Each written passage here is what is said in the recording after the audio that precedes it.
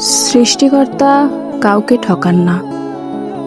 যাকে গায়ের রং দেননি তাকে মায়া ভরা চেহারা দিয়েছেন, যাকে ঘন কালো চুল দেননি তাকে সুন্দর চোখ দিয়েছেন।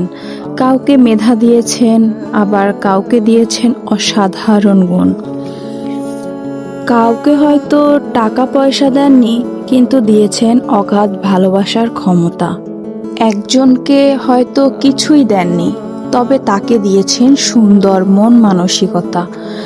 কাউকে দিয়েছেন অসীম ধৈর্য, সকল পরিস্থিতি মেনে নেওয়ার অসাধারণ ক্ষমতা।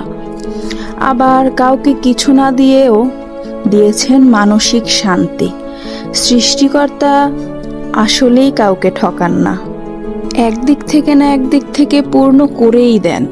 তাই আপনি যেমনই হন না কেন আফসোস করবেন না। যেই মুহূর্তেই থাকুন না কেন, যে অবস্থায় থাকুন না কেন, শুকরিয়া আদায় করুন, আলহামদুলিল্লাহ বলুন।